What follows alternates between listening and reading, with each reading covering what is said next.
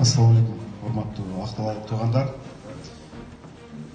Сиздер менен ушул күнү жүз көрүшүп турганыбызга биз абдан кубанычтабыз. Себеби дегенде биз жөн эле сиздерге сүйлөп берип кетпестен сиздердин үнүңөрдү угуп тиги жогору жака жеткирели деп чечиле турган маселесин биз өтүп калсак Кудай буйруп ошентип барып чечели деп келдик. Анан лидер айтып кетпедиби? Мындай биздин мүнөзүбүз, ата мекенчилердин мүнөзү сиздерге окшош, тоолуктарга окшош деп. Туура, ошондой. Биз эмнени ойлоп турсак, ошону айтабыз. Арабызда баягы кошоматка койсойт, бөйпөлөктөгөндөр жок. Демек, сиздердин үйүңүздөрдө, кухнянын ичинде, төрт көчөдө кандай нааразылык сөздөр айтылса, мындан ары эгер биз парламентте болуп калсак, ал ошол жерде калбайт. Биз силердин көйгөйүңөрдү жерге таштабай, ошол парламенттен жаңыртып, ошол көйгөйүңөрдү ишке ашыртыш үчүн жаныңызды сабап иш кылабыз. Мен кечээ дебатта бир партиянын өкүлү менен дебат кылып атып, биз өкмөттү камчылап иштетебиз десем, ал сөздүн маанисин, сөздүн төркүнүн түшүнбөй калганымды мага кайра жооп кайтарыптыр. Сиз өкмөттү сабайын дедиңиз, сиз чоңуздун кызыл камчы турбайсызбы? Сиз ушинтип атсаңыз, тиги үй бүлөлүк зомбулуктар көбөйөт да депчи. Сөздүн маанисин түшүнгөн элбиз да барыбыз, туурабы? Кыргыз тилинин мындай ой чабыт аябай кенен. Биз камчылап эле иштетпейбиз. Биз көзгө сайып иштетебиз. Биз шишке сайып иштетебиз керек болсо. Анткени биз кантип иштетишти көрсөтүп койгонбуз. Мына келатканда көбүңөр таандыңар Алисимди депчи. Буга чейин биз иликтөөлөрүбүз менен канча элдин рызкысын уурдап кеткендерди жоопко тарттыра алдык. Муну башты көтөрүп тартынбастан айта алабыз. Результат бар. Анан мен буга чейин жолугушууда айтып келдим. Эми тиги атаандаш партиянын өкүлү сен курал колдоносуң деп чыкпасын, мындай алдын ала эскертип коеюн. Мен айтып келдим. Мен буга чейин жанагындай бир атма мылтык болсо, парламентке барып калсам 5 атарга айланам. Себеби мүмкүнчүлүгүм 5 эсе кеңейет. Колубуз 5 эсе узарат. Журналист катары могул жерде отургандардын көбү журналисттер. Журналист катары биз уурдалгандан кийин, болгондон кийин билип кала турган болсок, кылмыш болгондон кийин. Ал жерге барганда кылмыш болгонго чейин билгенге мүмкүнчүлүк бар тургандар. Тендерлер аркылуу миллиондорду сол чөнтөгүнө солоп кетип атышат. Анын жабырын силер да тартып жүрөсүңөр. Ар бир айыл тартып жүрөт. Бирок журналисттер аны болгондон кийин билип калып атабыз, жегенден кийин билип калып атабыз. Кустуруш кыйын болуп калып атат, түкүрүп эле коюп атат, туурабы? Ал жакта отурсак, ресурстардын адилеттүү бөлүштүрүлүшүн камсыздасак, бул жакшы болбойт беле? Ресурстардын адилеттүү бөлүштүрүлбөшү эмнеге алып келип атат? Биз мына ат башы, башка жактарда зыңгыраган жолдо жүрдүк.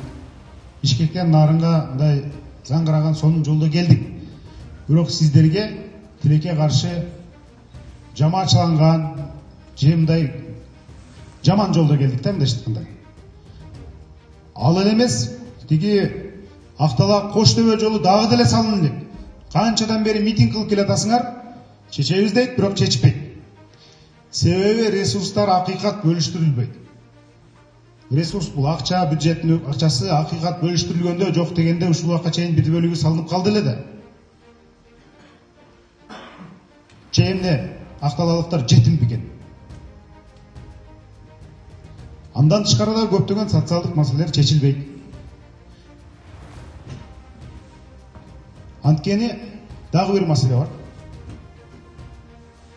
Акталадан көптөн бери мындай депутат шайланып келет. Көпчүлүгү менин районум эмес дегенсип мындай көңүлүнүн сыртында калтыра берет. Бирок биз антпайбыз. Биз үчүн Кыргызстандын кайсы гана бурчу болбосун мекен. Биз үчүн кайсыл гана айыл болбосун өзүбүздүн айылыбыз. Анткени биз журналисттик кесибибиздин арты менен баардык айылдарды кыдырып, баардык жердин проблемасын билебиз. Аны айтпай койсок, өзүбүздү күнөөлүү сезебиз.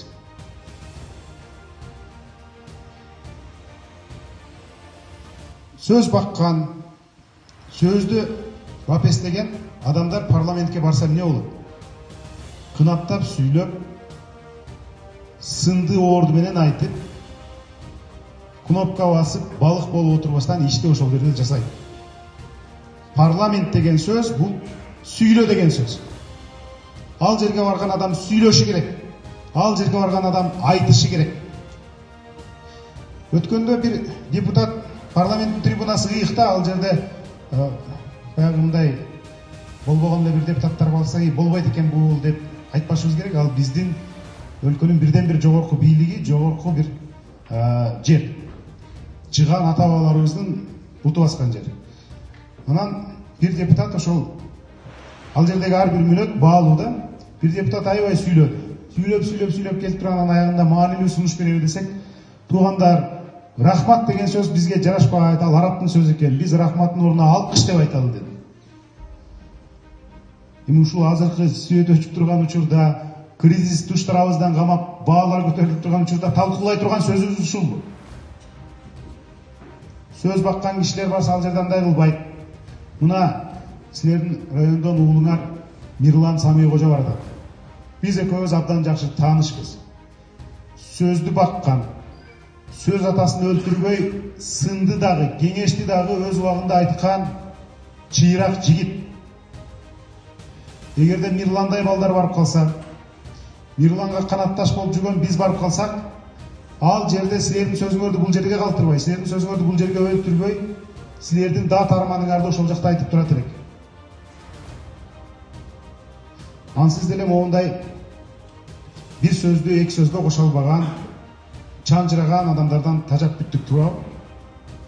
Акыры мындай алмаштыруучу күн келди. Мирлан дагы, мына биздин партиялаш командалаштар дагы буга чейин өздөрүнүн иши менен кайсы бир деңгээлде бир иштин өтөөсүнө чыгаларын далилдеп койгон. Биз буюрса дагы да далилдейбиз. Биз жашпыз, аткарабыз, дараметибиз дагы, дарманыбыз дагы жетет. Көңүл бурганыңыздарга чоң рахмат, суроолор болсо жооп берем. Чоң рахмат.